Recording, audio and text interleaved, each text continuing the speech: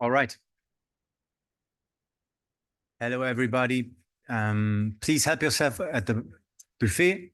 Good to see you again. Hello. Water is on the tables. Please feel at home at the European Academy Berlin, to which I'm welcoming everybody of you very warmly. It's great to have you. Steve is taking care of signature business. Very important. Thank you very much. Come join me up front. So my name is Christian. I'd love to welcome you here at the European Academy Berlin. And I see some faces of people who haven't been here. By show of hand, who has never been at the European Academy Berlin? So some of you. So everybody else, I'm sorry for giving you this presentation again, but the European Academy is a very special place, not just for me, but for Berlin. And when it comes to Europe here in Berlin, and I would love to give you just a few details on our history so that you know where you are and who has joined you in this endeavor here we are pursuing at the European Academy Berlin. The villa, which you have all moved through, was built in 1928 by Ernst Schmidt. Ernst Schmidt was the head of the company Maggi. So everybody of you knows Maggi and the Maggi sauces. So in case you smell the salty smell of Maggi sauce, you know why this is. And he built this villa in 1928 when Berlin and this part of Berlin, Berlin-Grunewald, looked very much like Long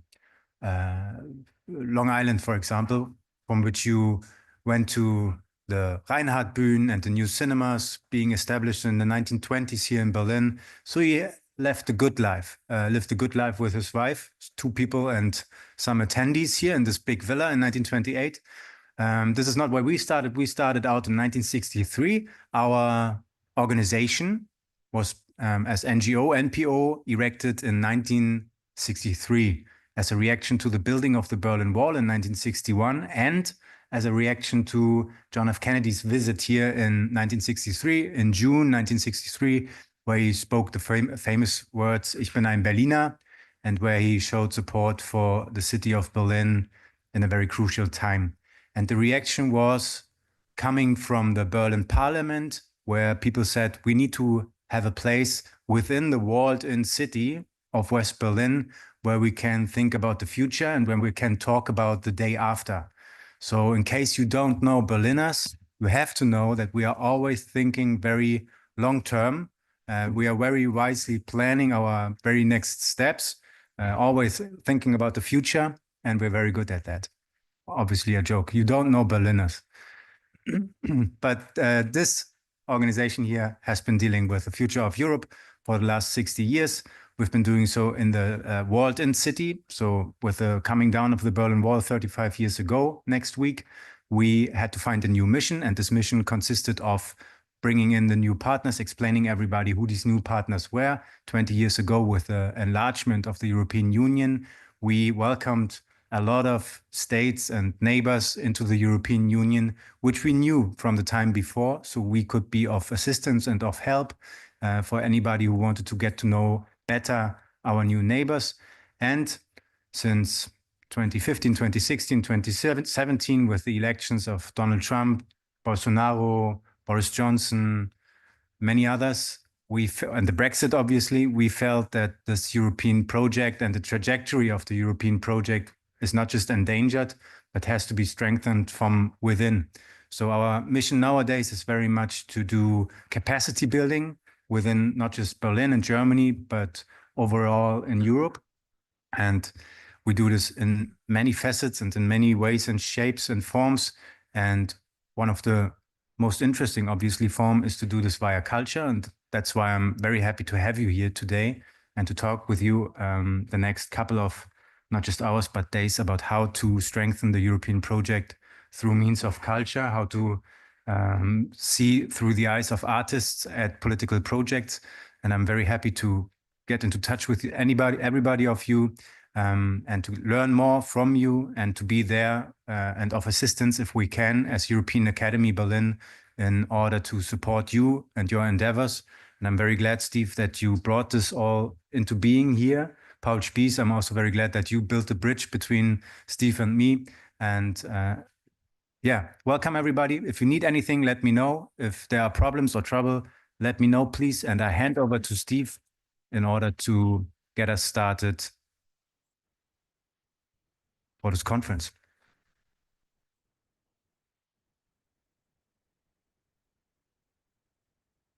Thank you very much, Christian.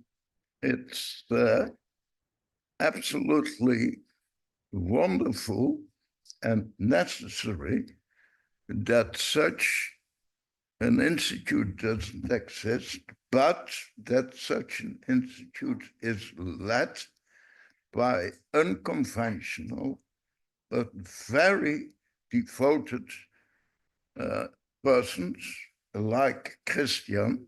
We simply met through Paul's Peace, who brought us together 2 years ago.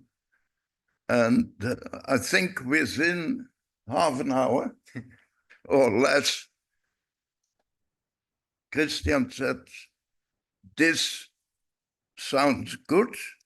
I will provide all necessary facilities, and you should organize a high-level expert meeting to find out if and how the European, the EAP could join a longer period of cooperation.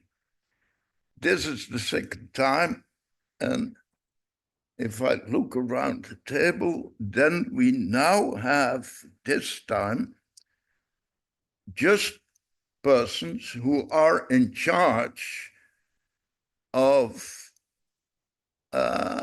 stimulating changes within their own capacity with the facilities they have access to, be it a cultural center like the Jan in Belgrade, or Romy in Amsterdam, or Hugo in Brussels, or Herman in Os, or Oets in Leeuwarden, and so on.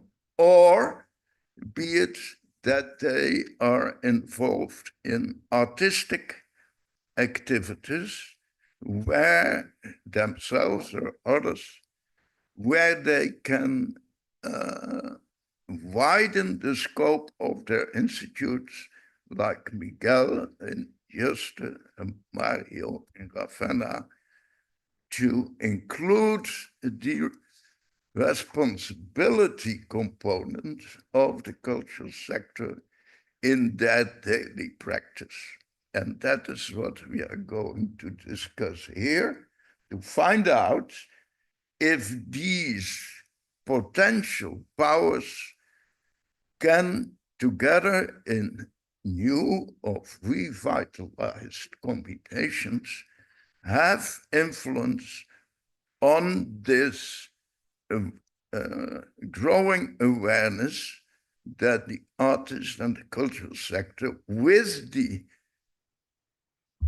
academics who are interested in it, can join forces and have a better understanding of the civil society, the citizenship, citizens' responsibilities, and the support these movements could have. So we even have take our own responsibility in inviting Hugo's enterprises in Brussels, the European Academy Berlin, and our activities in Amsterdam to build a European legal body, the EEIG, European Economic Interest Grouping, which is called a European House for Culture. That will be done here tonight. And we have the impression that this legal body can be very helpful for future activities that you with others here or people beyond or with us can move forward to do your work, what you're doing, and adding this dimension of individual citizens' responsibility for the good sake of democracy, for the good sake of spreading European values, for the good sake of the freedom of congregation, which of course includes the freedom of speech. It's a period of time where we have to combine, push forward, and put a lot of energy in it. Glad you are here. You count on us and each other and me on you. I think Linda will now take over.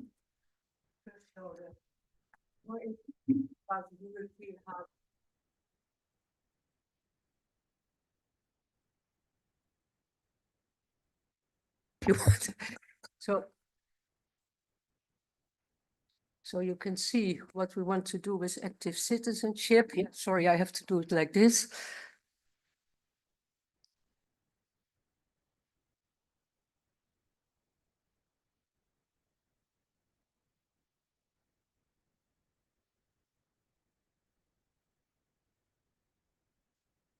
Hmm? Can you read it quickly? Yeah, we need time, that's correct. This is a picture of the last meeting, last year.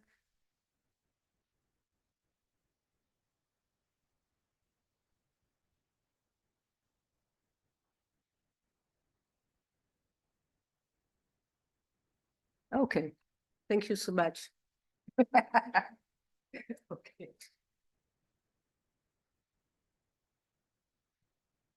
All right, now it's time for the first session that is called Landscape and Identity.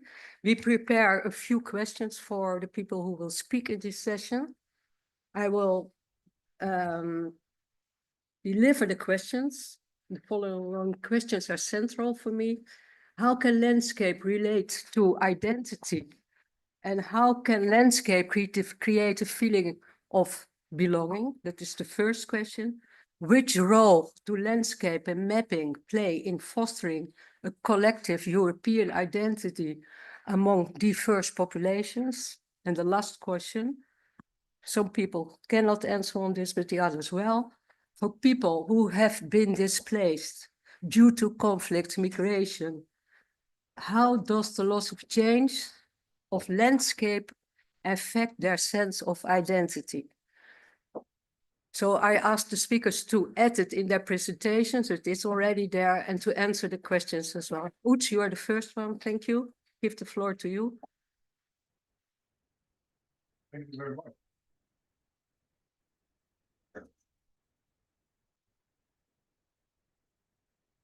Good morning. Christian, thank you for the hospitality here. Steve, thank you. And of course, with the team, Frederic and Linda, to organize this. I have prepared a short presentation about landscape identity and everything that comes with that. I was asked for that because I had some thoughts about the subject. I have them developed in the period that I was managing director for the European Capital of Culture, Leeuwarden, in 2018. And as you notice, that's already 6 years ago. And in that 6 years, I think we had some developments in society, also in the society where I live, that are interesting to reflect on. How does this work? Do I do it that way? Yes.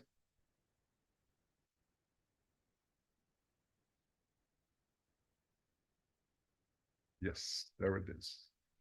Yeah. Yes, so I can do it.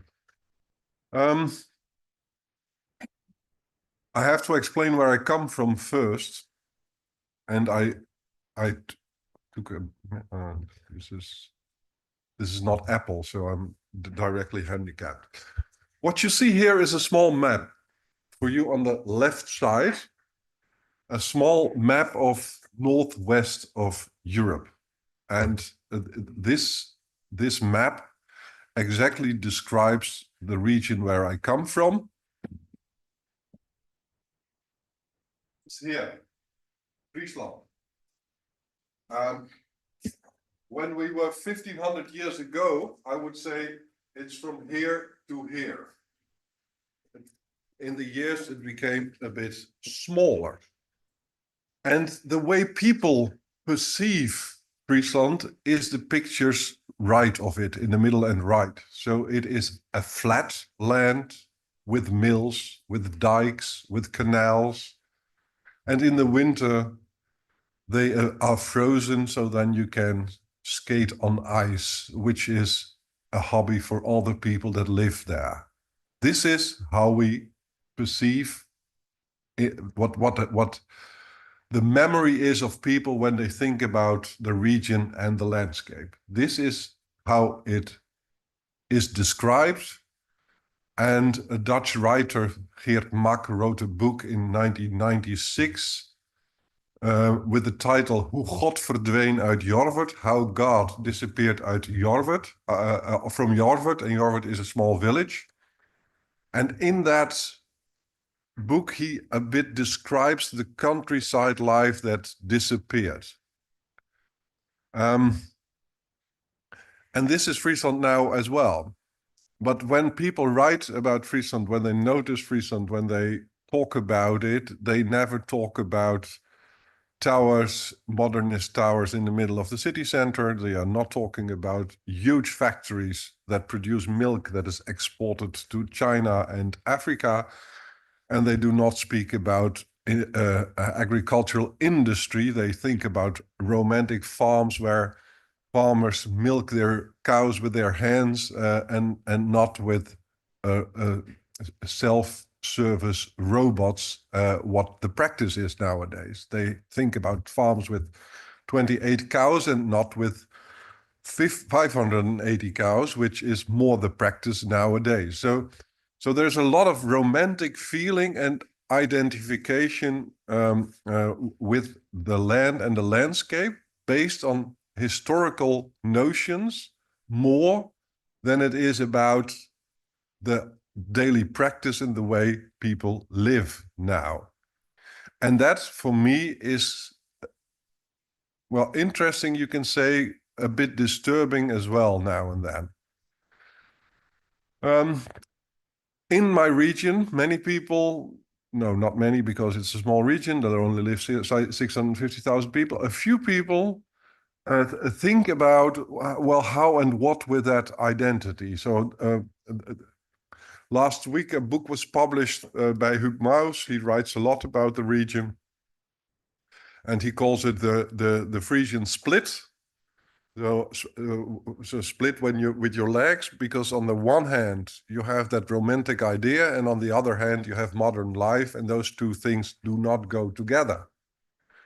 So, and he says we cannot grasp that identity anymore. We do not know anymore what we have to do given the identity where we come from, and we do not have a sort of perspective for the future. I myself wrote a book, it's called Friesland, My Love, which describes a romantic a story of somebody that is invited to come to Friesland. That explains the title, which of course has a double meaning. And I write that identity is a list of characteristics you choose yourself, whether it is for you personally or it is for a region. You decide which parts of your identity you want to reflect, and that's your choice. Because I mean, I have I can make the decision. Well, Steve, for example, can make the decision. I'm from Amsterdam, so I'm an Amsterdammer. But he also can say, I'm from Limburg, which is a region in the Netherlands, and then he can say, I'm a Limburger. What he chooses is his decision.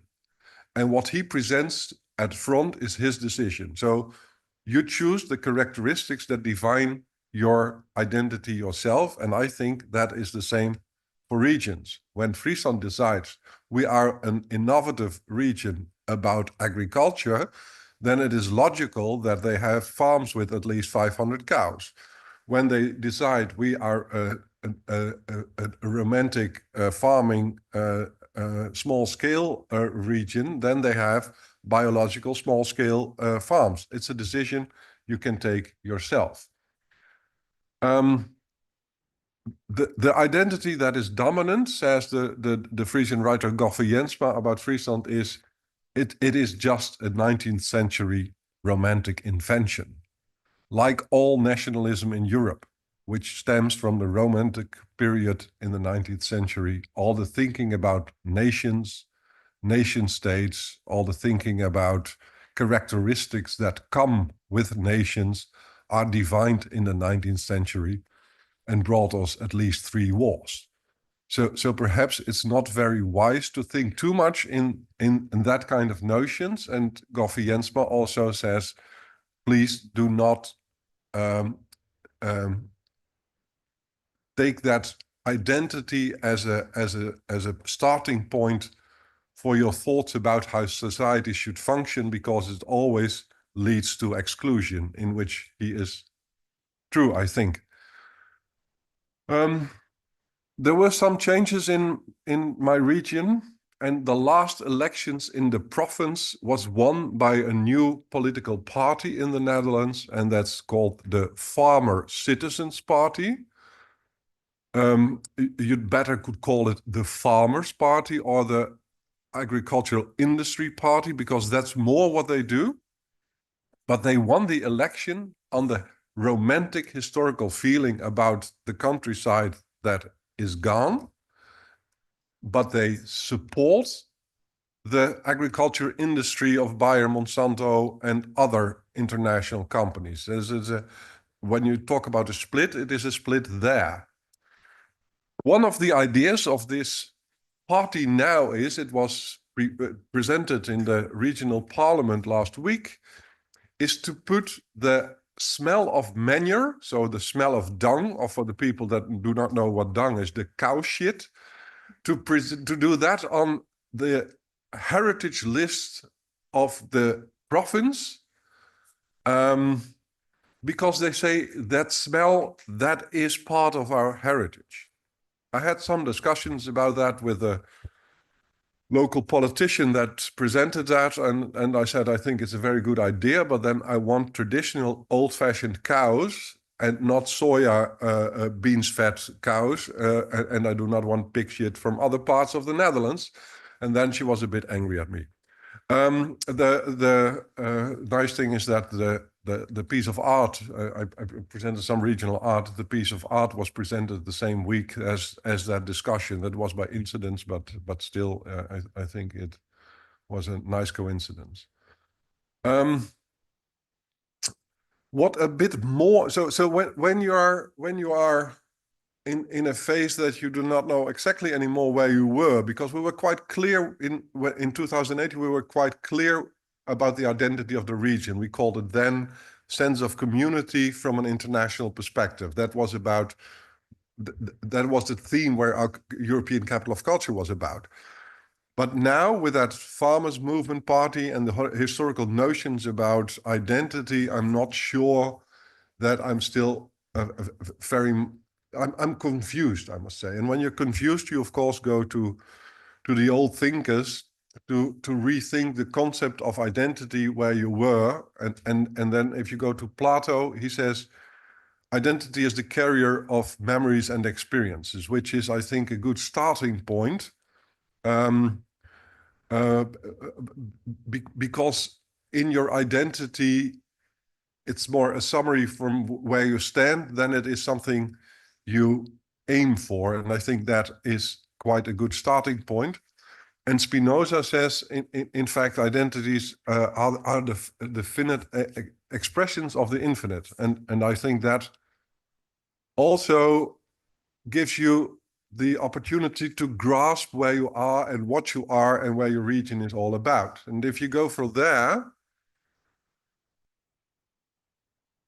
it is more a sort of flow. Identity should be defined in terms of a flow, and the artist that was the best in playing with identities was, of course, David Bowie. So I looked if he said something about identity, and he said yes, it's an evolving story rather than a singular truth, which gives us the opportunity all the time to rethink and rethink where our identity is all about. And I think that presenting regional identity as a discussion is a very wise starting point.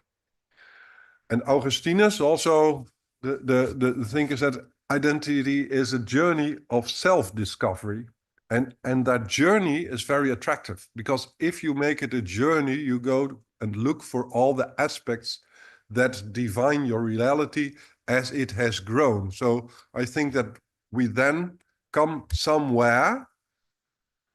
And then I came back to a Frisian writer, because he said, yes, but identity is also something that you have to exchange, like we are here together. And Anne Watman, the Frisian writer, said, you have to think about your identity, and you have to present your identity in a way that you can exchange with your fellow European thinkers, which is an invitation. And at the same time, it also forces you to think about your identity in a way that you can really exchange it with others. And once you do that, you are more aware of what is special about you, but also what you think is special, because many things that are defined as typical Frisian are very much typical agriculture. So what I find in Friesland, you can find that in the Basque region as well, or you can find it in parts of Italy, in parts of Poland, as we noticed last year on this conference. And then the bad side of identity. Fukuyama, the philosopher, the sociologist that once predicted that our history was over, started to write again, and he wrote a very good book, I think, about identity. And he says recognition of identity is a major source of conflict. And he thinks that is the case on an individual level, but also on a national level. Well, the national level we already knew, but he said what we do nowadays in society is that we have many groups with a very special identity and they are in their own bubble, and we negotiate very strongly about supporting that individual groups in society. And in that process, we forget to see what binds us. And I think that is also very important when you think about identity, to realize that. A few moments more. I'm And almost. yes, because you already 15 minutes. Okay, So we almost have, there. okay. Yeah.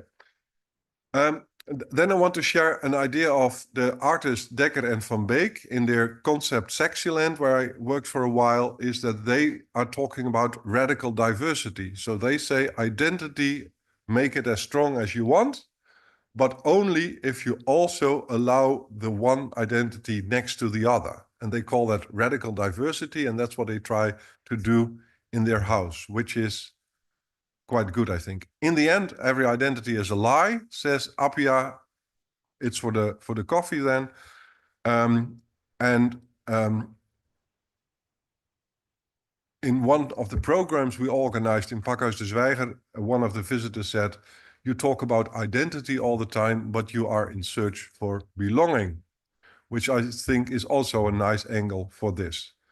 Then for Friesland, a historical legacy is that freedom is essential to Frisian identity. I can explain that more later at the coffee, but that for me is now the most interesting part of Frisian identity where I am looking for. So I dive into the world of freedom. And then I come to Domela, a famous anarchist in our region, and he said freedom is the form of which equality is the content. And I think there is our citizenship. Without equality, there is no freedom. Thank you very much. Thank you very much. Thank you very much. I have a short question to you. You were talking about romanticism and the danger of it. And I have the question, if we are talking about European identity, which role can landscape and identity play in facing the rising nationalism? Or is it a too big question for you now? Well, I think that the notion of nationalism in these days strongly has to do with the feeling of losing something. And the question is, what are people losing? And partly they are losing the landscape. I mean, the same English grass is everywhere in Europe. So the landscape is more and more homogeneous. The world's the World Wildlife Fund did a research in the relationship between biodiversity and cultural diversity. And they noticed that there where the cultural diversity is the richest, also the biodiversity is the richest. And there where you have a loss of biodiversity, you have a loss of cultural diversity.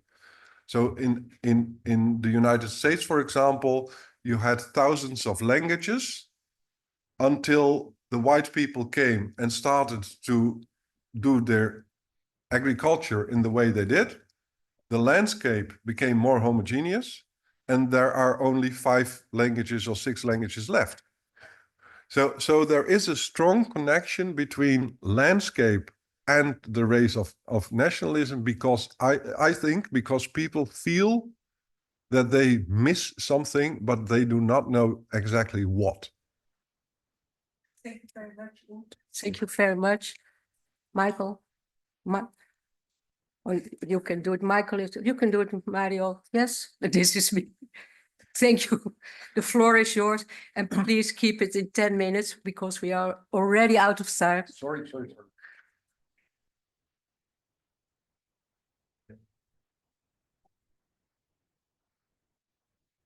Very happy that you're here. Please give a short introduction of yourself and for your starting presentation. I didn't have to do my homework for this meeting because topics I use and I work on probably every day. So I work as a geographer and from the University of Bologna and Ravenna campus for the Department of Cultural Heritage. And I showed, okay. Yeah, I found it. Yeah, I don't know. I found it. There it is. Sorry, I didn't find. Is already here? Is already open? Ah, yeah. This one, right.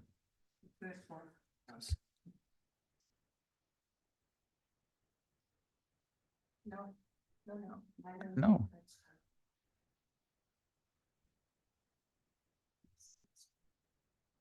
Okay, thanks.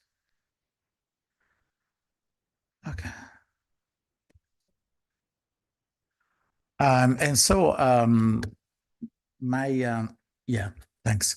My speech will be very, very concise. I promise. Is focused on the, yes, it's not just a smart title, but there's a reason for that.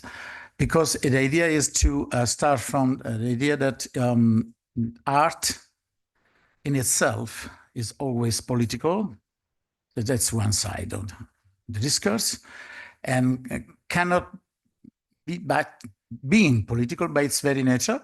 And the second side of the question is that landscape can play a major role in that. So try to go. Okay, let's start from here.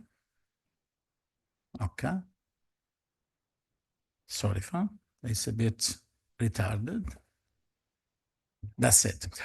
Okay. This is better. Yes, thanks.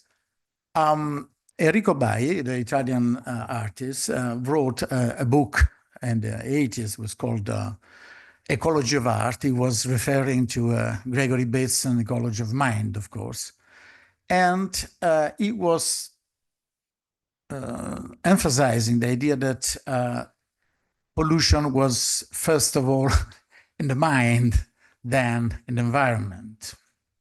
Of course, that can sound very familiar to many environmental sensitivity in contemporary art, but there is something more, because he is not thinking about being sensible to this topic, but the lack of common sensitivity. So something like sensing in common, which is defined very well by Bernard Stiegler.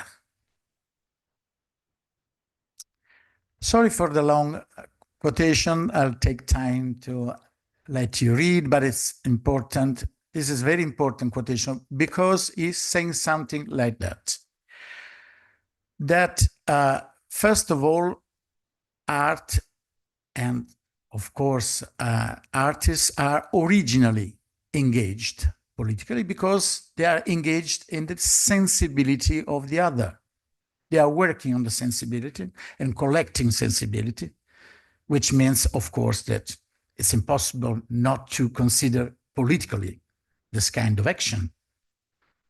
At the same time, he says that politics must be, first of all, a community of feeling. But a community of feeling means that even aesthetics, but aesthetics in the large sense, so the idea that our perception, our way of eating, communicating, everything basically is subjected to this perspective, say in this perspective. And also landscapes, he quote landscapes, but landscapes are actually a way of seeing, a way of feeling, no? And you know that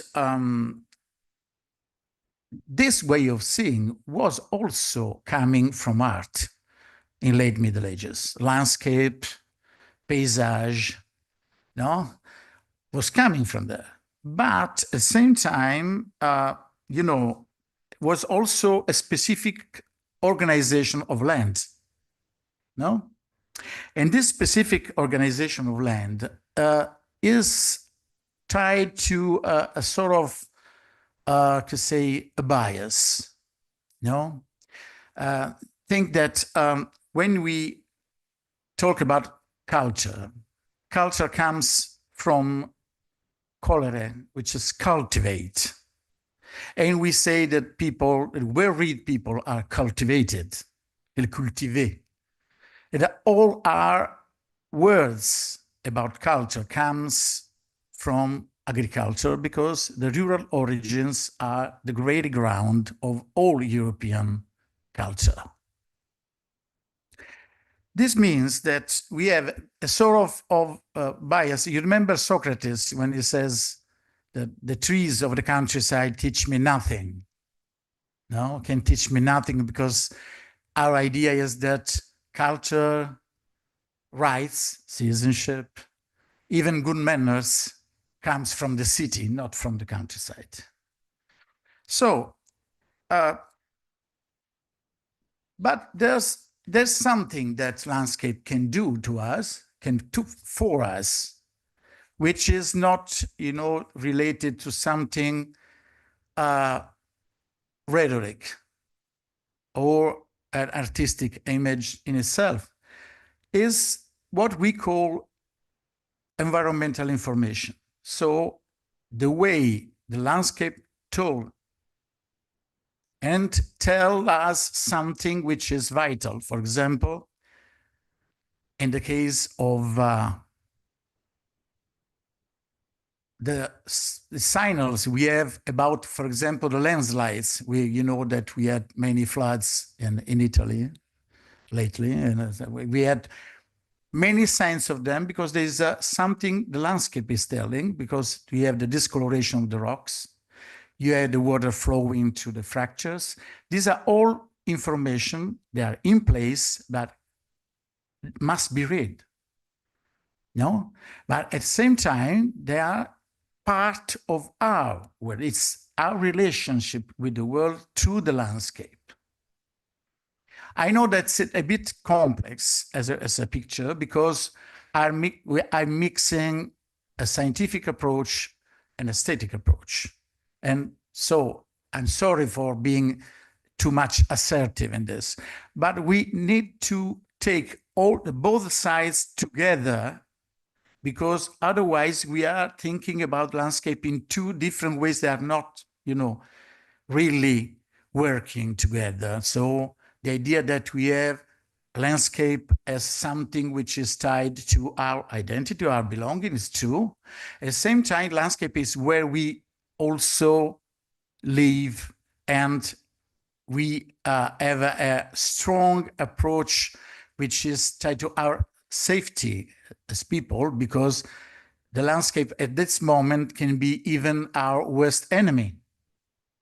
So, but to be more relaxed, I have time to still? I have still time?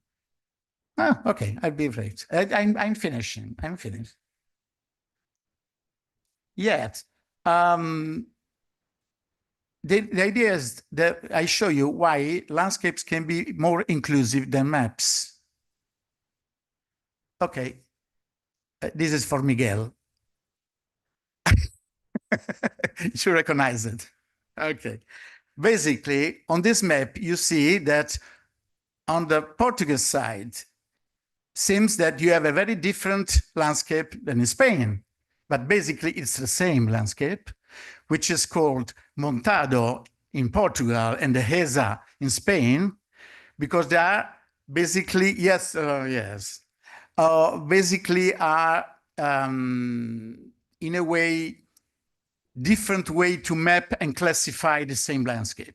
Okay, you see that in this case, it seems that at the border, the landscape stops, which is impossible, of course, because maps are basically a way to define borders, while the landscape cannot be actually confined within borders. So it is a very more inclusive model. Last thing, the last, you see, I see this is the Dehesa and this is the Montado.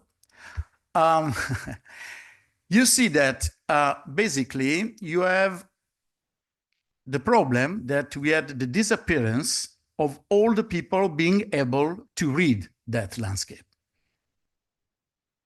And in Europe and in the Mediterranean, they are at that minimum, really minimum.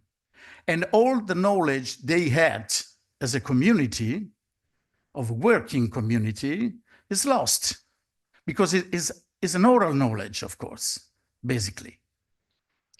The nice thing, and this is really the last thing, we have a strange situation in which the disappearance of rural people in the countryside, so basically having more urban world in Europe than countryside, is opposite in the southern Mediterranean, because we have more and more people, more rural people than before. So basically, it seems like the countryside is just displaced in the southern Mediterranean and the northern Mediterranean is the city, it's like an enormous city. So, but thank you for your patience. Thank you very much. Thank you, Mario. Thank you, Mario.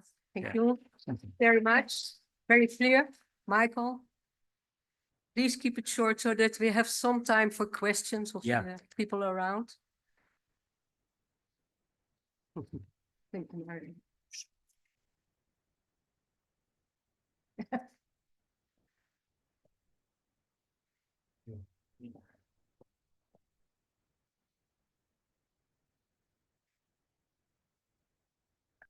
Let me just be sure that I have the.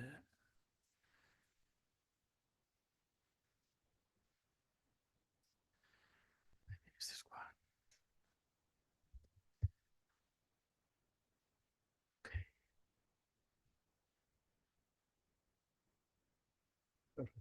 It's okay. Okay, so first of all, thank you to the organizers. Thank you to Steve for this invitation. This is a real pleasure and a real honor.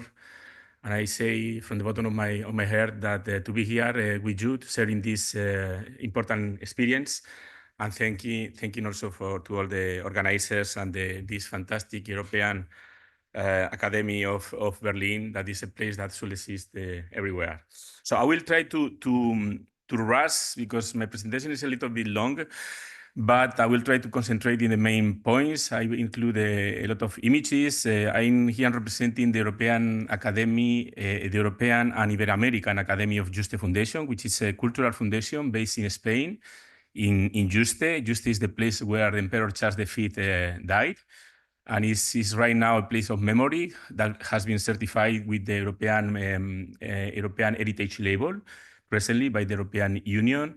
And also it was the first place certified with this label when it was not an European label, but also an intergovernmental initiative.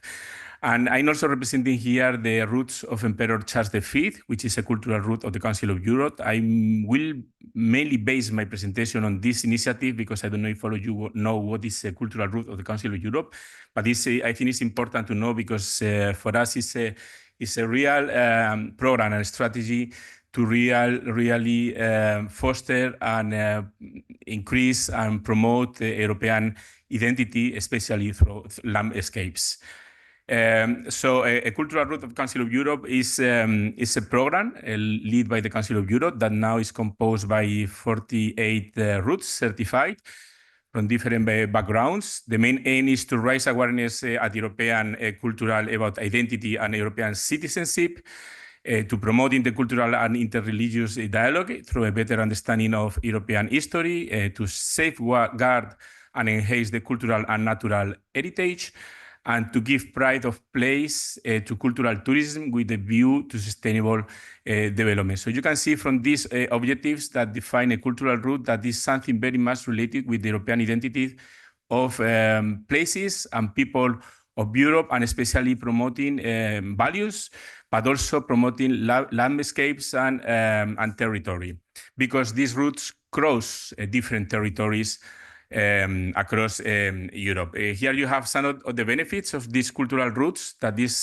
for instance, to advance solidarity and tolerance, to advance exchange of partners from different countries, cooperation at institutional level, and also with different kind of organizations, and also to advance the development of tourism as a way to contribute to economic development of the countries. And this is something very important. It's a concept we are developing recently, is the inclusion of tourism or cultural tourism into this development of cultural landscapes, because at the end, what people expect also from this kind of programs and from culture is to have an impact in the territory, which is also very important. So we have to really develop a program that allow us to really to have an economic impact, but of course, our role is also that this impact is sustainable and it goes in line with the respect of nature and environment. Here you have a kind of map with the different words that identify what is a cultural route. And some of the characteristics of the program is that it is identified across Europe. is labeled with the common brand, and it produces also promotional activities, materials, and maps. When we talk about cultural roots, we are not talking about a single landscape, but connected landscapes. And I think this is one of the main key points of the cultural root, that they connect different landscapes with a common identity. That is the main point, and I will show you later. Well, of course, there is a kind or a sort of criteria that these kind of cultural roots have to follow to be certified by the Council of Europe, because at the end, the impact we are having on society is very, very important, very strong. So no anyone can just say, well, we have a cultural root and this is a cultural root of the Council of Europe. It has to be international. You have to cross different countries. You have to promote European values. You have to promote the engagement of young people, and it has to have also an economic impact on the territory, and overall promote the European values. And well, the fact that it is linked to the Council of Europe is a clear example of how culture is so important on developing this connection between territories and between people, and I underline between people, across cultural roots. There is different themes that are covered by cultural roots. Our root is a cultural root based in an historical figure, as it was Charles V, and I will show you later why. But there is the root of ceramics, there is the root of cemeteries. The two recent roots that were certified this year were the root of Leonardo da Vinci, or for instance, the root of historical pharmacies.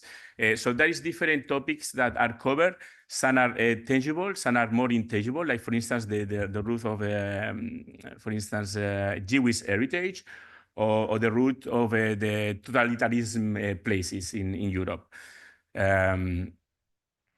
So how can cultural roots capitalize on the promotion of freedom, culture, and citizenship? Well, I will give you this example of Charles V. Charles V was someone that was traveling a lot across Europe. He visited more than 220 places across Europe. What is also more important for us right now is that, because it's a new route we are promoting, is that he founded more than, during his period, more than 350 cities were founded in Latin America, which allow us to make also this connection of cities that were founded by the same person, even if he was never in Latin America, of course, but he was the emperor, and the cities were founded on the name of the emperor. Of course, there is some shadows. Some people may think, well, you know, Charles V, 16th century colonization, you know, all the people that came there. No, I mean, we are not having the history, and of course there is some shadows, but what we try to do is to bring now to the present and to the future the best and the good things that happened in that period, and the legacy, the cultural legacy that this encounter between two territories as Europe and America led us for the future. Who is Charles V? He was one of the most important emperors in European history. He traveled, as I told you, across Europe, also in the sea, in the Mediterranean, in the north of Africa. His figure brings together historical, artistic, and cultural heritage on the first order in the European continent. He's known both at European and international level. The historical, civic, and military events that took place during his reign, they still mark today's Europe. Many of the borders that we are having today and many of the laws we are having today come also from that period. And his figure has contributed to the strengthening of the European identity, and is considered by many historians as one of the first Europeanists in history. I always say that he was a man he was always in war, but always looking for peace. He didn't initiate any of the wars in which he was involved, but he has many enemies. So his aim was to join and to put together to unified Europe in the parameters of that period, of course, and always looking for peace. Unfortunately, he didn't get it, and we are still suffering some of the consequences. Okay, so we set up this route. I'm not going to go through all these objectives we try, but what we do is to promote a route that cross all these places that Charles V was crossing during his life. So here you can see here in the map that most of the European countries belong to our network. We have right now 73 partners and another 12 associated partners in Europe, North Africa, and also America, because now we are joining some of the cities that were founded by Charles V. It happens that during this period now, these cities are commemorating the 500 years of their foundation, because this happened between 1518, when he was crowned as king of Spain, and 1556, when he abdicated. So all these cities were created 500 years ago, and now they are commemorating the 500 years of their foundation, which is a great opportunity to join them together across a cultural route based on history. Okay, I don't have too much time left, but I will show you very quickly some of the activities we do. So this gives you an idea also on the impact this route has on the territory. Like, for instance, some of the activities we organize are historical renaissance. We give awards, we organize concerts, we produce publications, and here you have some of the events we organize in the route all across Europe. And what they have in common is that all these activities and all these events are organized all across Europe in different cities.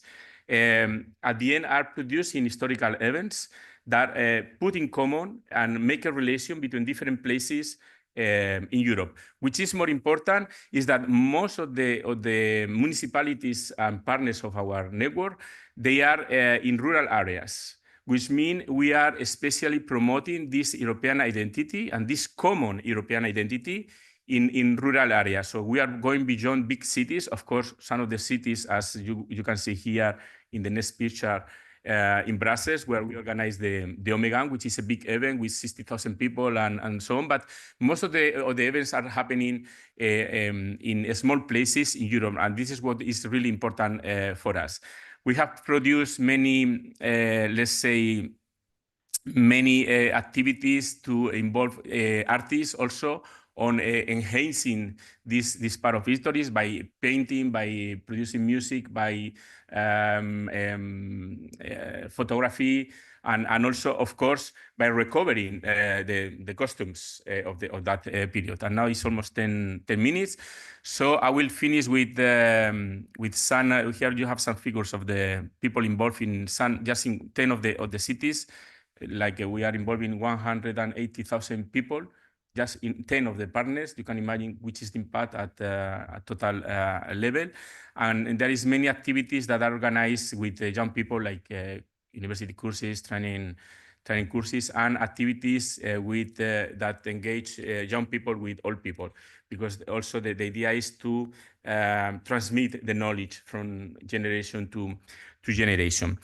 To finish this, and just this is an example of what the cultural route can do to really foster European identity through the territories, through the different landscapes. And I want to share with you, just to finish, some of the sentences or the thoughts about what is for me European identity and what is European landscape. First of all, I very much believe that identity, and here we had the first speech that I found it very, very inspiring. For me, identity is something that is created by doing. It's not something you can just teach in the school, and we have to bear in mind. So maybe that is why Europe is still growing up. And you mentioned identity is a process. It's not something that can be framed. So it's created by doing. This kind of project also help us to identify about what is a seed and what is a place. A seed is something you like. For instance, this place for me before was a seed. I mean, it was the European Academy in Berlin. I didn't know it. It's the first time I hear, but I'm sure that after I will come back to Brussels, I will have a memory from this. And if I have a good memory and I have a good inspiring moment, now this is becoming for me a place, which is a different. And when talking about landscapes, we have also to have in mind this difference between what is a seed and what is a place, because a place is something that is attached to your soul, to your heart, And a seed is just something that is there, I mean, for everybody, but you don't really know it. This is something you know because you hear about it, you read about it. And just to finish, the last sentence is about landscape is a cultural concept. And I understand a landscape like a cultural concept because it's attached to the vision humans have of this territory, and it's always this vision, which is different for every one of us, is linked to their background, their history, and therefore their culture. Is the expression of their own culture linked to that territory. So at the end, we have to think on landscapes like a cultural content. Thank you very much. I'm sorry to be so fast. Thank you so much, Michael. We quit the video of Lefan. We show it later in the coffee break. If you want to see it, you can see it here. He's not here, so but you can watch the video. I will ask the audience, is there a question? Very short one, because we have a break in 5 minutes.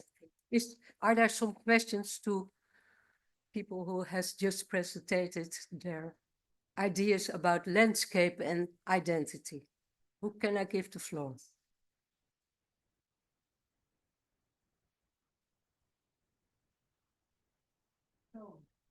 Please.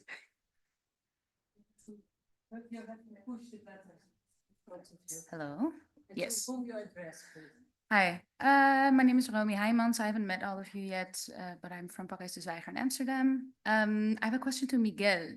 Thank you for the presentation. It was really fast and a lot of information, so I'm still catching up. But you at one point said that you decided to focus on, you want to incorporate the colonial histories and kind of all sides of the story, but you decided to focus on the positive or the good things. So how do you do that if you also want to give an historical account?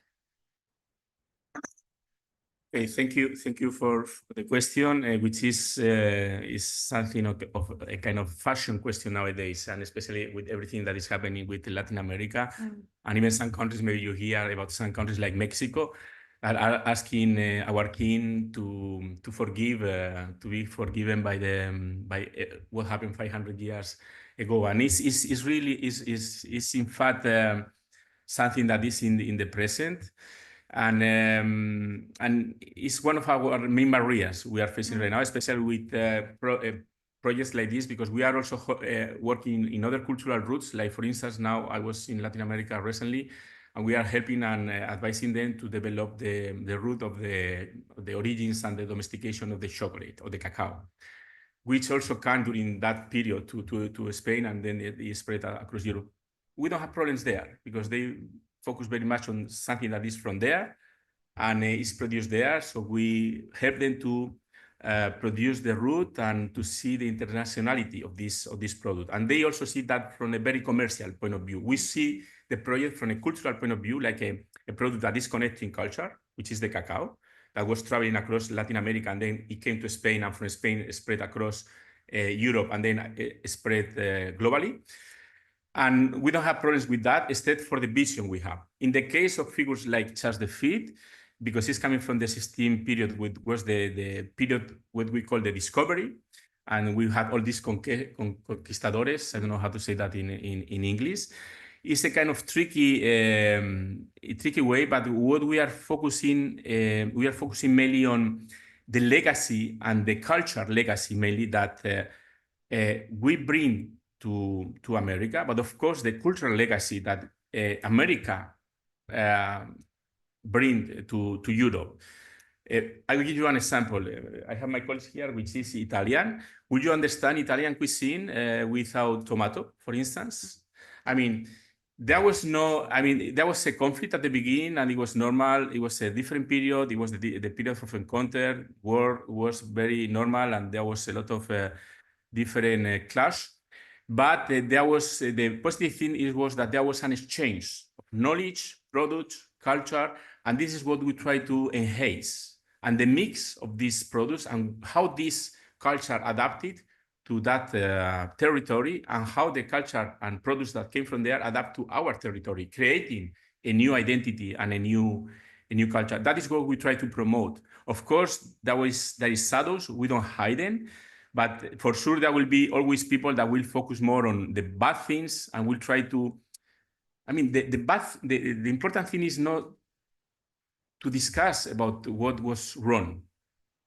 The important thing is how do you discuss about what was wrong. If you just discuss it to produce more conflict, then I don't like it. I mean, I think that is not the right approach.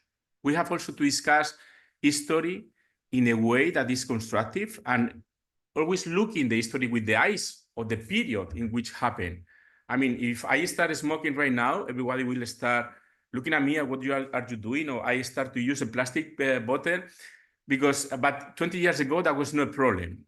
So everything happens in a certain period, and you have to look at the negative things in the moment they happen, because at that moment maybe they were not that bad. But we now have different parameters. Let's have a talk later about Yeah. this. I'd like to discuss this with you. So Yeah, we have thank to you. Thank you. close the session now, pick up our coffee, be back here because the next one starts in 5 minutes. Thank you. 5 minutes.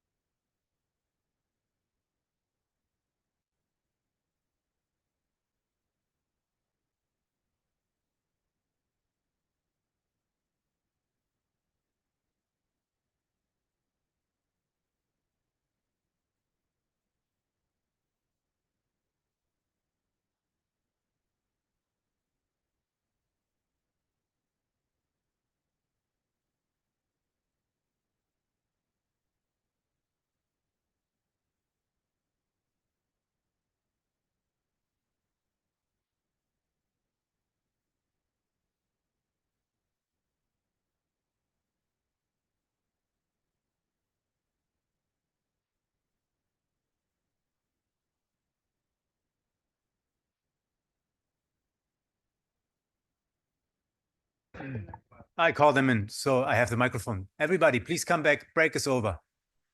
This is your director speaking. This is all part of the test. All part of the exam we have in the end. No reaction whatsoever. This is my authority. See that? No, Cheng Yang is also already taking care. No, when I was in kindergarten, We had to ring a bell. Ah, yeah. became sort of super agents and you saw the lights and you go, okay,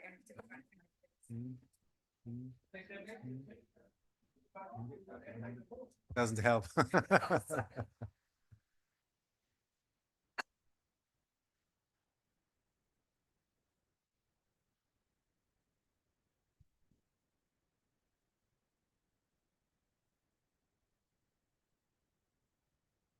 Okay, everybody, welcome back. I close the window here. Will there be a presentation for this?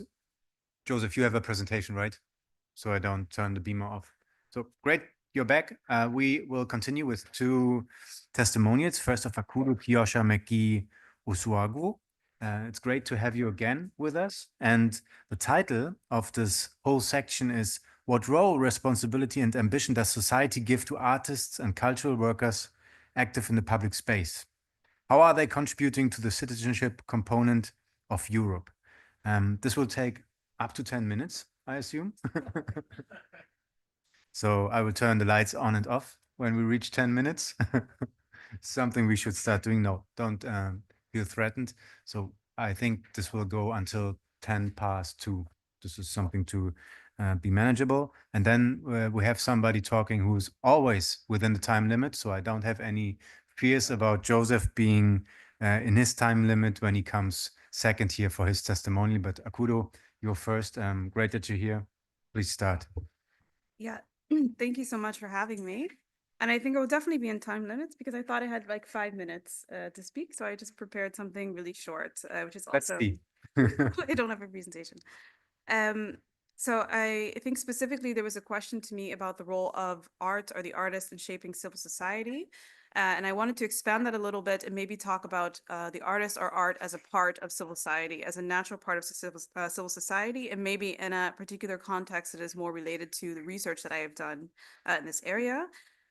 So for those of you who were here last time, I think you remember I was doing my PhD at the time, focusing on rule of law backsliding and also oppression of LGBT plus persons and the suppression of reproductive rights in Poland under the last ruling party, Law and Justice, or the Peace Party.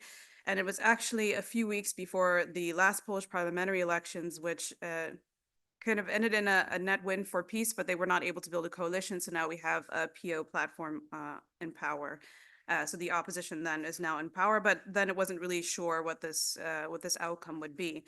So this is mostly the background that I will speak about art and the artist from, really from this, not necessarily society in transition, but maybe a society in a kind of crisis state, a democratic crisis state, a rule of law crisis state.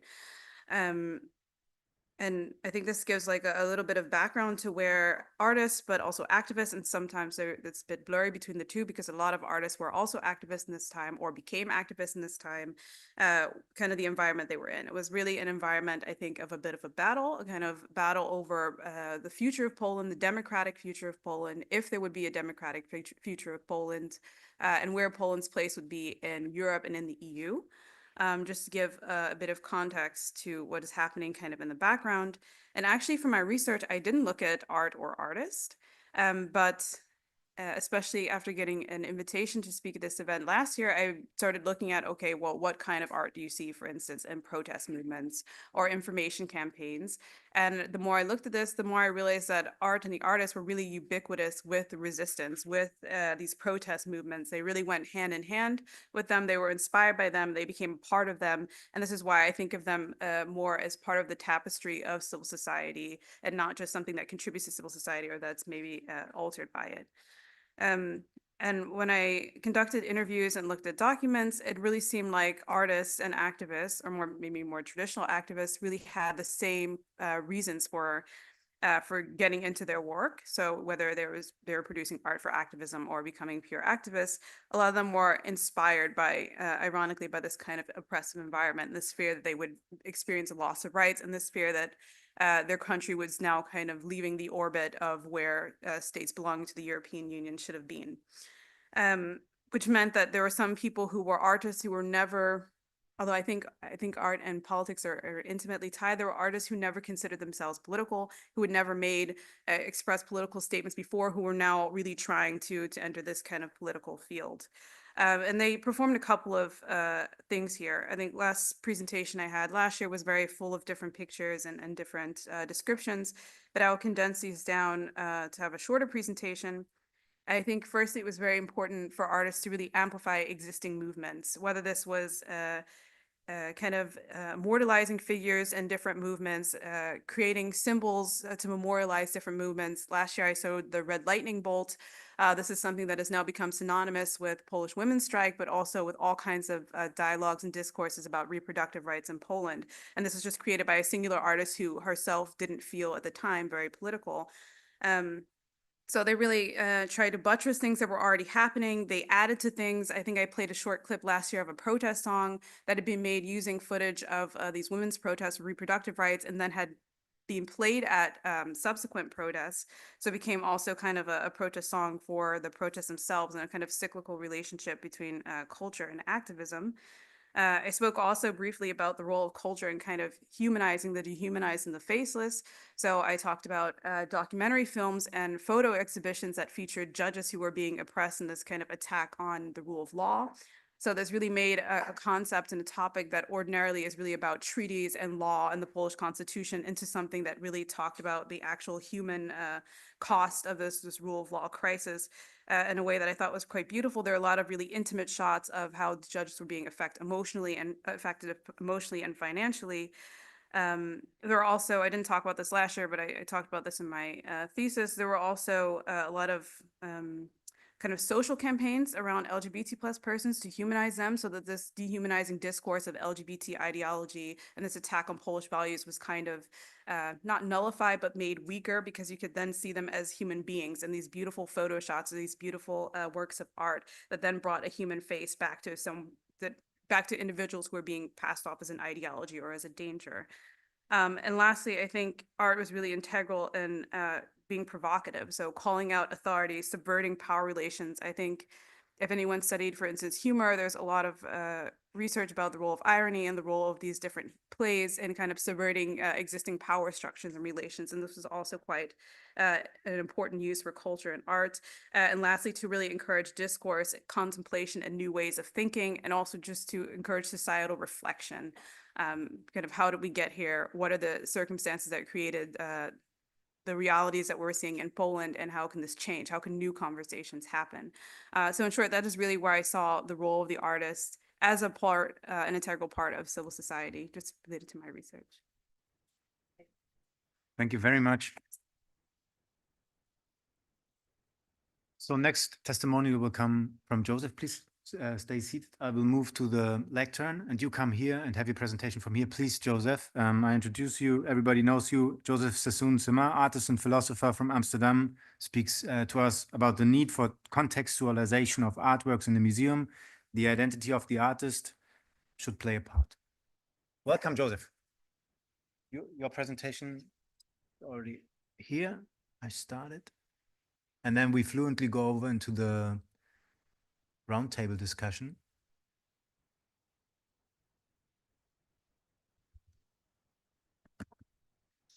You move on with the keyboard.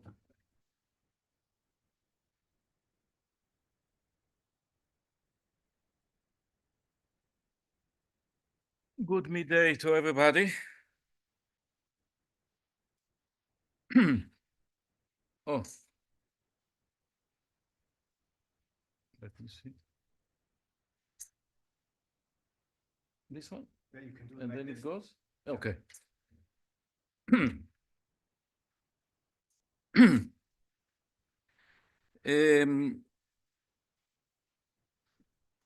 I will start my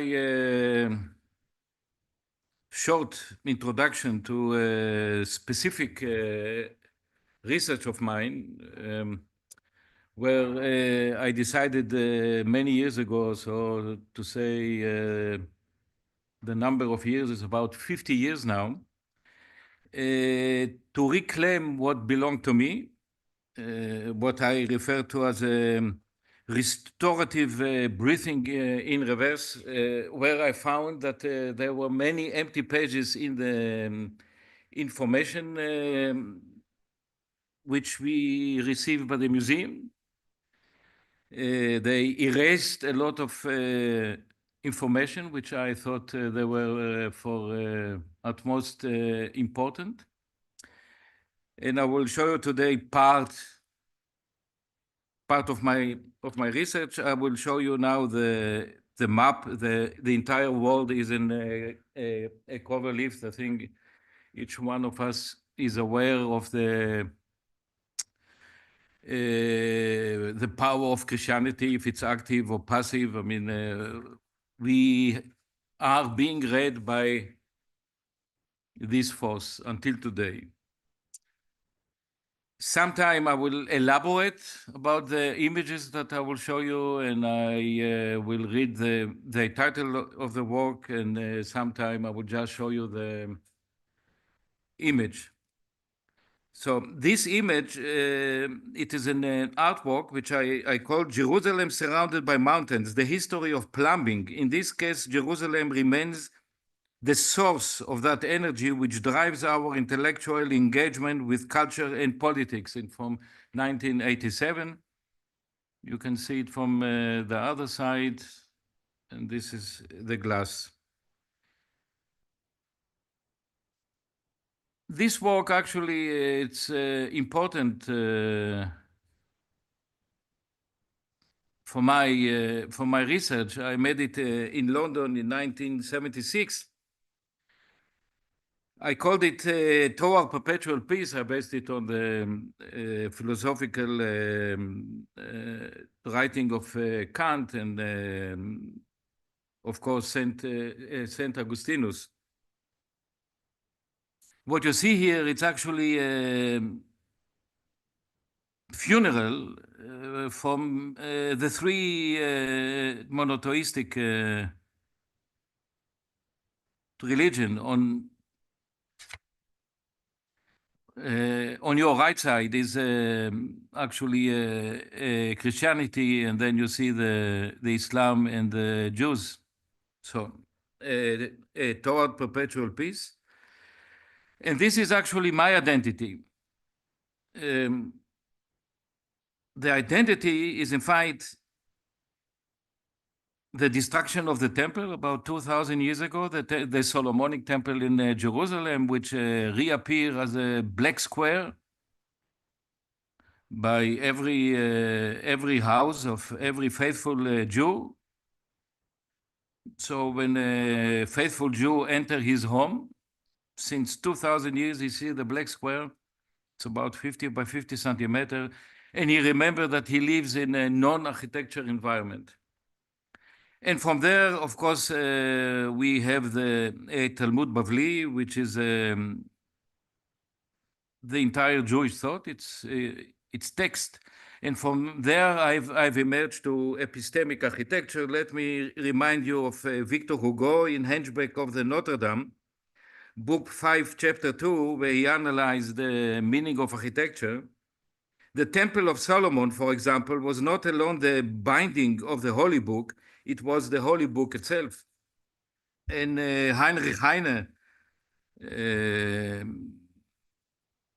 did not forget to mention the Jews saved by the Bible from the great conflagration of the Second Temple and carried it around with themselves like a portable homeland. So the territory of the Jew is, in fact, the book, the text, not territory. Like I call myself the guest. Without you knowing that, I'm already been in 3 exiles. In Babylonian, which is Iraq today, in the Holy Land, Israel, and Holy Europe in Amsterdam. In this image, you see that at the beginning of this century. This is the black square, which appear by faithful Jews to remind them of the destruction of the temple. And of course, you will understand my first restorative compilation of the work of Malevich.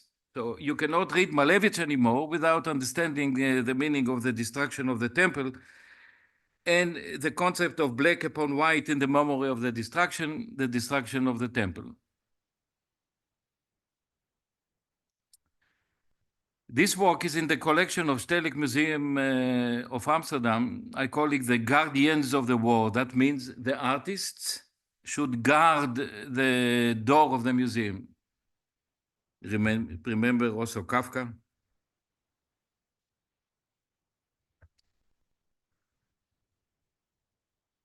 That was our last project, which I made it together with Linda. We decided to collect some of my research and her understanding of culture and politics. And until today, we already published 5 books. So there are about 700 pages, new information about the meaning of art. So you see there by the entrance of our last project, between the graveyard and the museum sphere, we borrowed the artwork from Stedelijk Museum. We placed it on the floor, and above we painted the memory of black square upon white square. Then, of course, I have my portable black square, my identity, which could appear everywhere. And this is the Talmud Bavli. The Talmud Bavli is a certain book which belonged to the Jewish denomination, where they wrote down their entire thought. There are many surrealist stories. Sometimes they exaggerate, but in this context, I look at it as an epistemic architecture. The central text is actually constructed out of 2 layers of text. The above one is Mishnah, and underneath is Gemara, surrounded by many interpretation and conversation. From there, I've restored the book itself to the architectural drawing, which I call it an introduction to the principle of relative expression. You can see how it looks in the environment of the museum. And then, of course, this is me in a moment of acceleration. Now we are entering the level of epistemic architecture. So actually, the territory of the artist in this context is the text, the name, the environment of his admission, and there where you can erect your homeland, the house, the environment, the city, etc.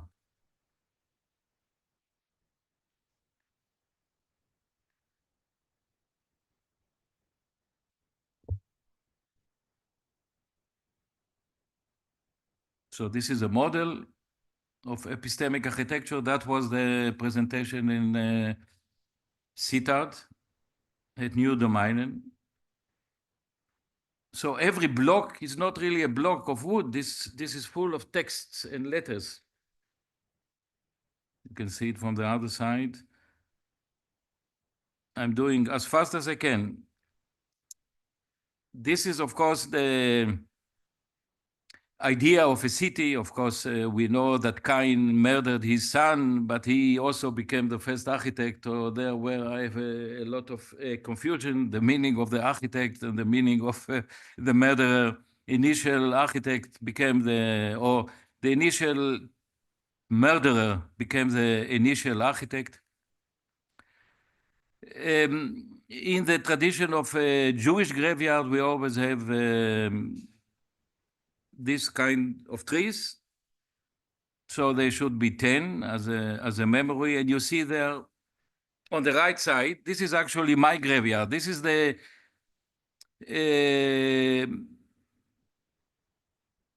Jewish place in Baghdad, which actually disappeared.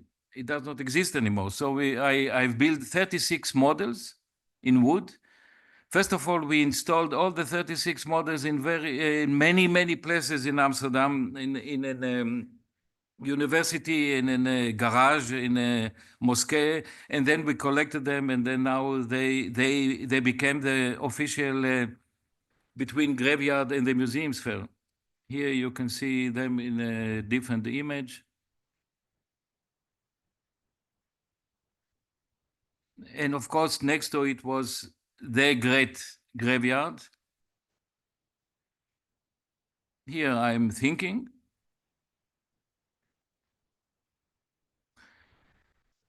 This form is actually called Filin. This is a very small library. The religious Jews pray with this every morning, and it's a small phylactery in English. They put it on the forehead on the left hand to remind them of a certain text, the exit from Egypt. But it is actually what fascinates me there. It's the relationship between architecture and text, because it's full with text, but the form is actually the form of the temple in Solomonic temple in Jerusalem.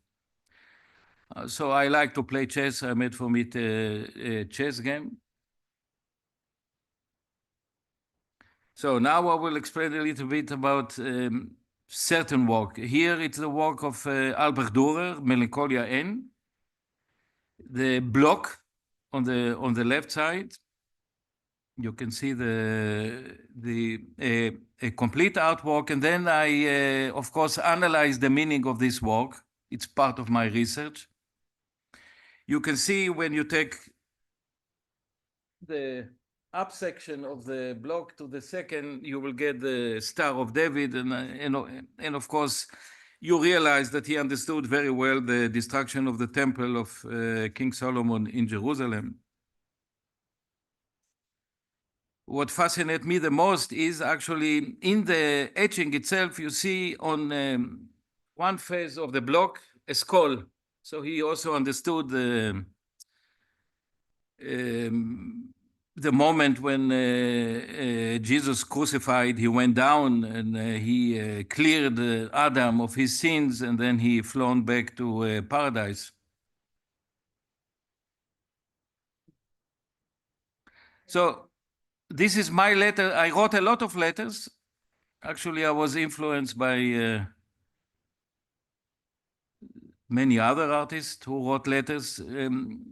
Many of them I wrote to Albert Dürer. Here I wrote to Albert Dürer explaining about the difference between the culture of forest and the culture of desert.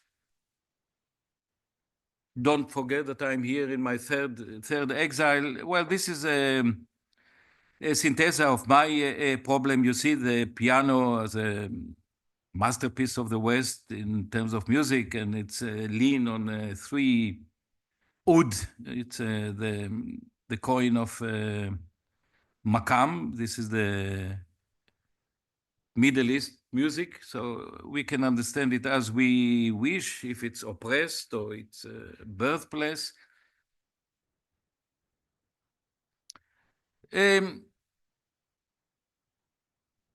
My meeting with Martin Newman, of course, I've analyzed I read actually the work of Barney Newman from right to left, because he actually wrote it in Hebrew. This is a very old painting from 1949, where he called it the name. The name in Hebrew means Hashem. There are only 3 letters, and then for my surprise, he actually painted 4 lines.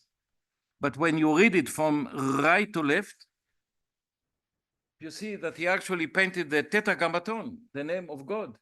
Yud, Hey, Hey, and Vav. In this way, I have decoded the entire message of Barnett Newman to us.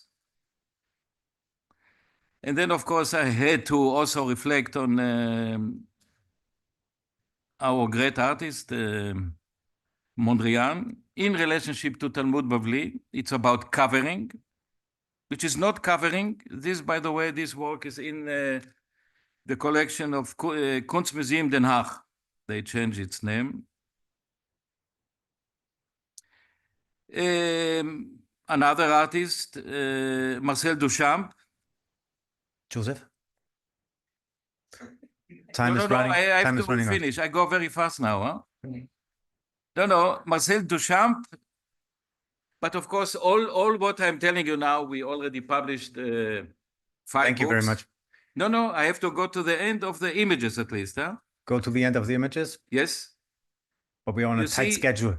Ofan, you can find all the reflection of Ofan in the first chapter of Ezekiel, which influenced our life until today.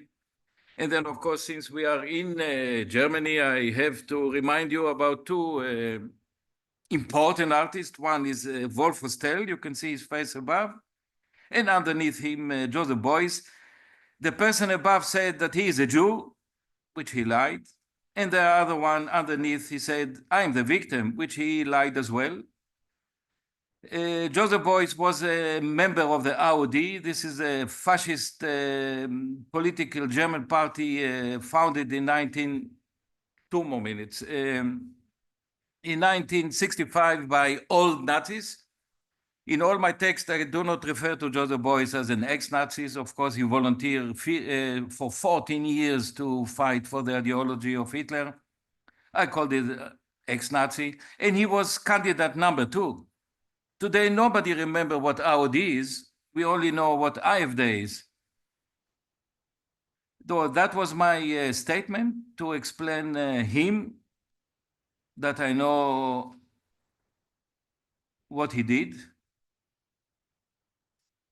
This, we did it in Goethe Institute in Amsterdam.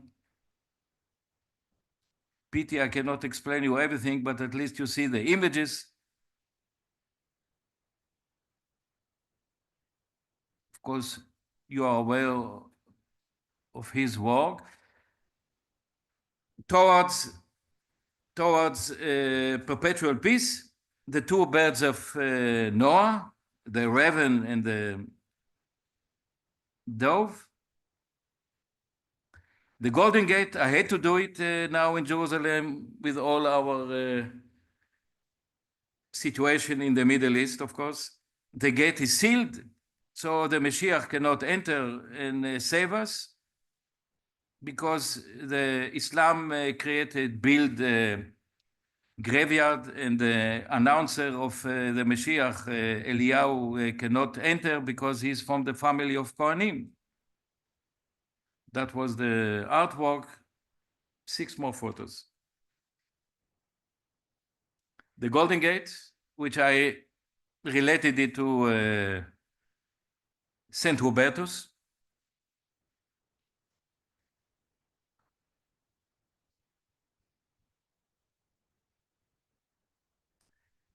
Since we are in the year of 100 years of the birth of Kafka, I had to remind us his famous idea: the Mashiach will come only when he is no longer necessary. He will come only on the day after his arrival. He will come not on the last day, but on the very last day.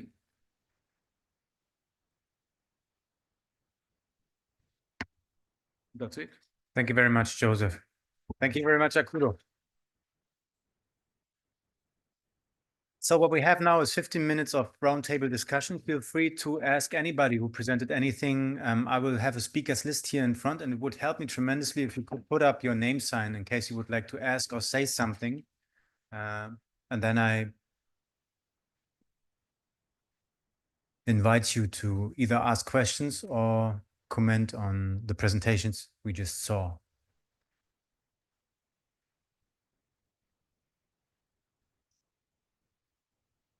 Icebreaker, Elisa. Please. Hi, everyone. I want to maybe a comment or just to open up a debate on what was discussed about the question of identity. And then there was a statement from Oid that we're losing the idea of losing the landscape. That was a sort of a sentence that it kept into my mind. And then I remember one moment in my life when I was a refugee in Skopje, Macedonia. And somehow we have this feeling because it was a safe space for us for 3 months during the war in Kosovo. And then when I went to Skopje later on, I didn't find the Skopje of my refugee time.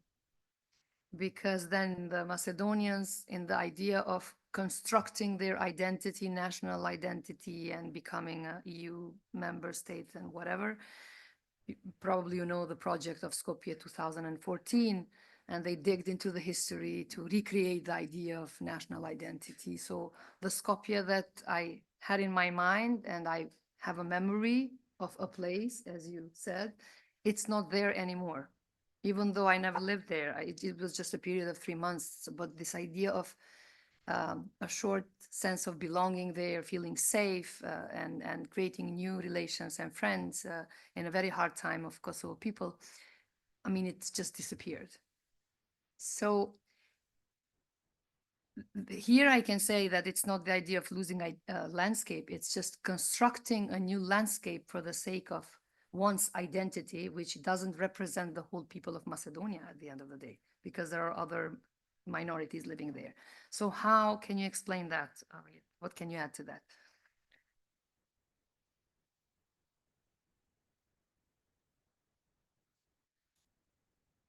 There's a Dutch writer that wrote, "There is nothing so lonely than knowing your way in a house that doesn't exist anymore." And I think that that exactly describes it. So if you are in a landscape that doesn't exist anymore, but you are still used to how it was,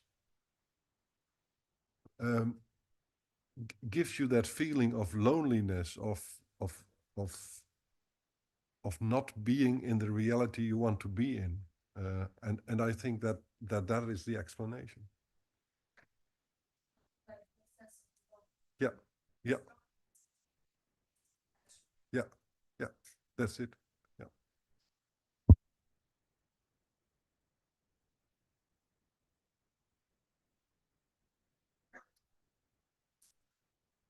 Good. Perhaps I want to comment on what Mario said about learning from the landscape.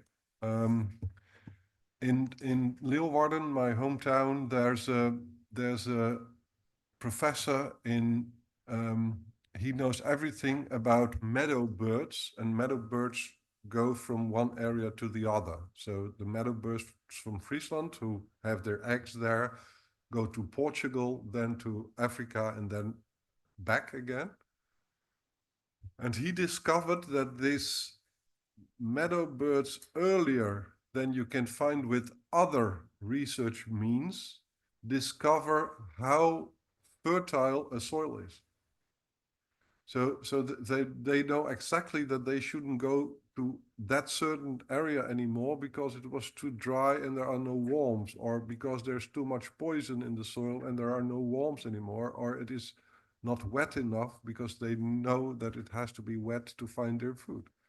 So they have now a research institute, which could be very interesting for you, about they call it bird's eye, in which they combine all these kind of research on learning from the landscape. So perhaps they already cooperate with Bologna, but otherwise it could be interesting. No, thank you. And good suggestion. But I think that today there are, from many parts, are coming this kind of that for too long we had this situation in which you have the scientific analysis of landscape, which means all specialists working on their own, and all this kind of was called traditional knowledge. For example, UNESCO, you know, that classified as a traditional knowledge to be protected. But the problem is that when we protect something, sometimes we some kind is like monumentalize it. No, it's like putting it under a glass. But this is useful knowledge, very useful. Also because you have traces of something which is going back very, very in the past. So yes, it's a great way to work. I think a European network would be very, very useful. Thank you, Mario. Ut, Thank before you reply, one short reply, and then Miguel would like to say something. Yeah, please. But if it's directly to Mario, please. Yeah, well, there's also an interesting, to add to it, is that this professor tells his story mostly together with an artist. So the artist makes music based on the sound of the meadow birds, and then the professor tells his story, and that means that his audience is much more convinced of the necessity of working on biodiversity as if they would be without art. So there you see directly the function of the art brings the knowledge to the heart.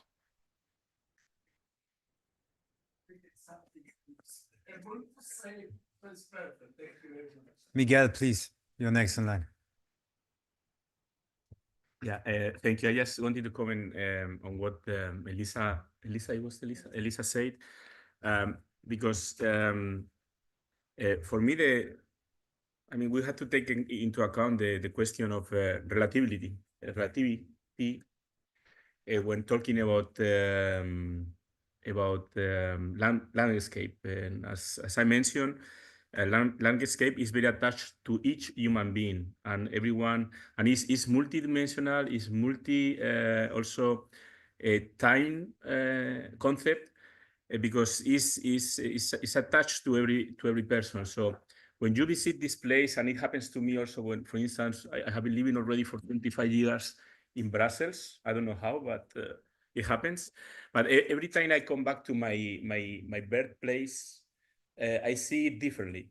So the landscape changes with time. Even if you see the same buildings and so on, it's true that with the time, the landscape, especially in cities, change very often. So you tend always to come back to a memory moment is kept on you like a special moment.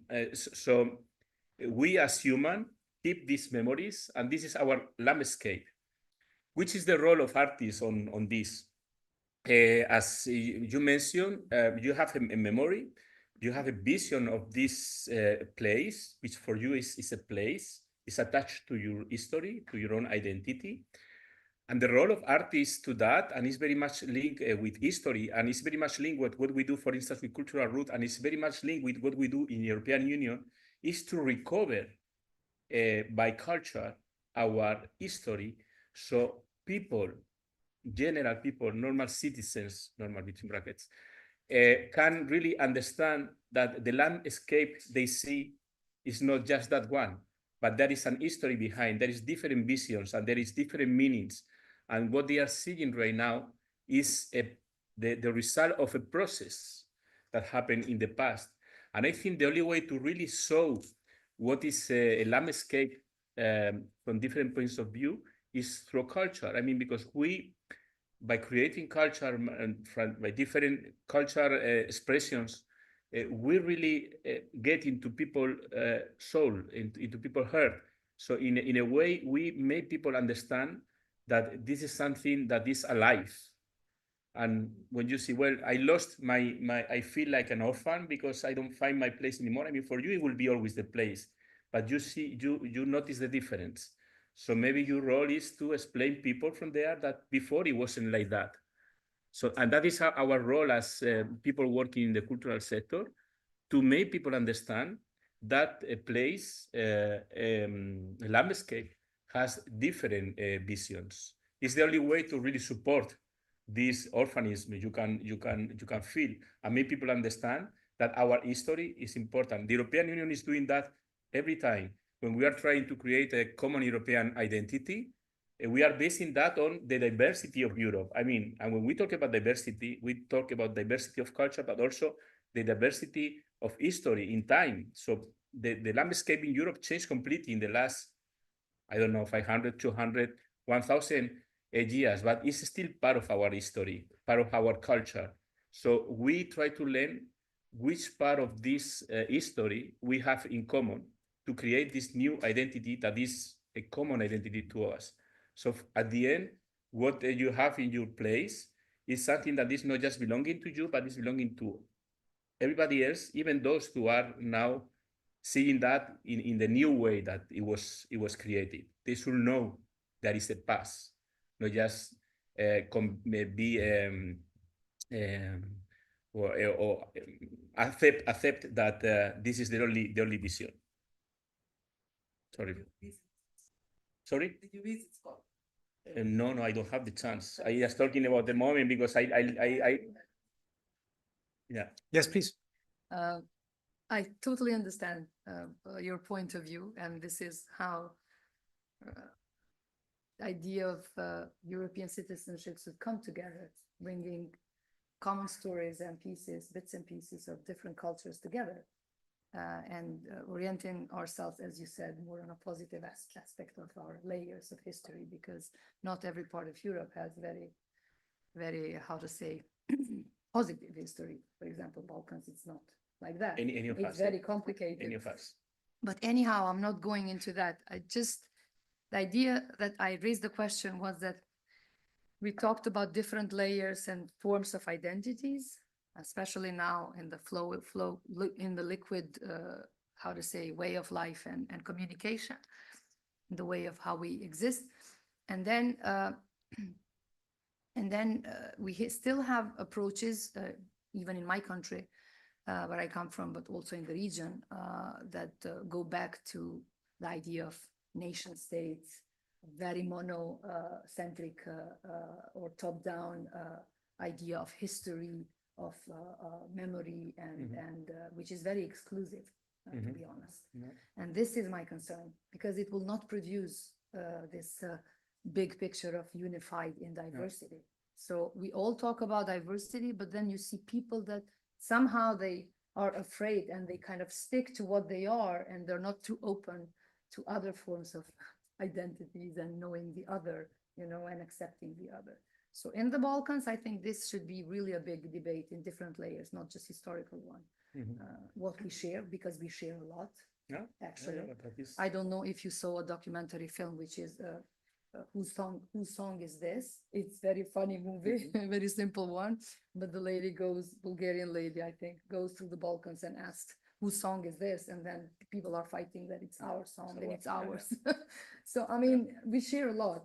So instead of talking or seeing the processes specifically in the cities and capital cities of creating new layers of identity in the sense of physical aspect, history, monuments, but more on soft platforms of culture and sharing knowledge and common elements, I think we lost the battle.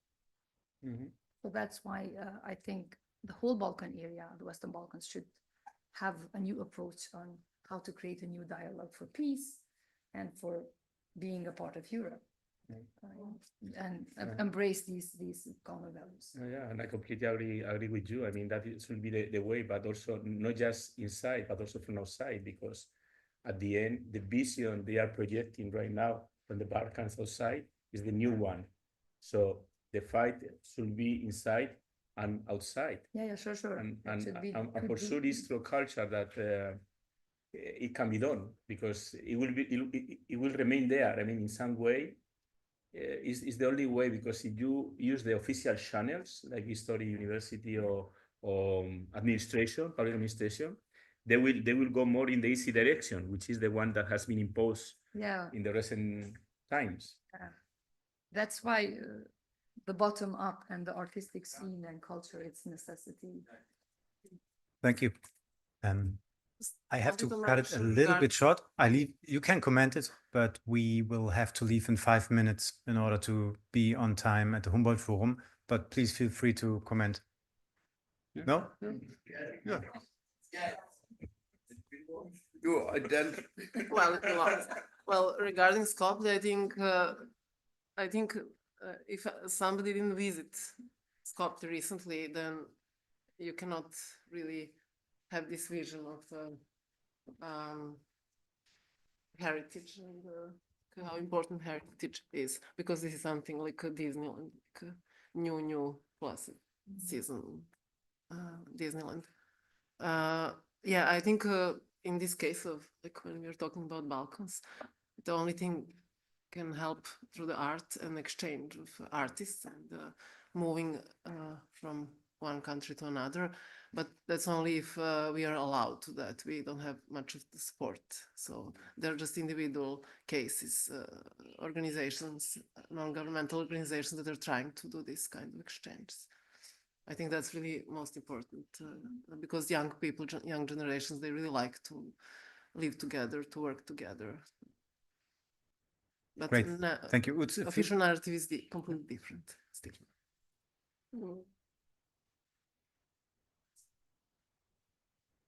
I really don't want to cut it short, but we. One short comment is that we also have to discuss the problematic part of artists. My wife, has Serbian roots and Croatian roots. And what we see now in both countries is that they raise a lot of statues and of people that were in their respective countries very important. So the artists really are builders also of the symbols of nationalism. So it's not only that we have to take into account the positive part of the reflection, but also that aspect is, I think, quite problematic on art.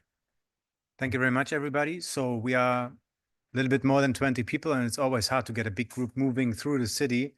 We take the S-Bahn. You can stick to Paul. He knows the way. You should know it. Still know it. By bike? Yeah, okay. Then I join you. And yeah, bring your things upstairs and then we meet in the lobby. So, but right now, because we need approximately an hour to go there.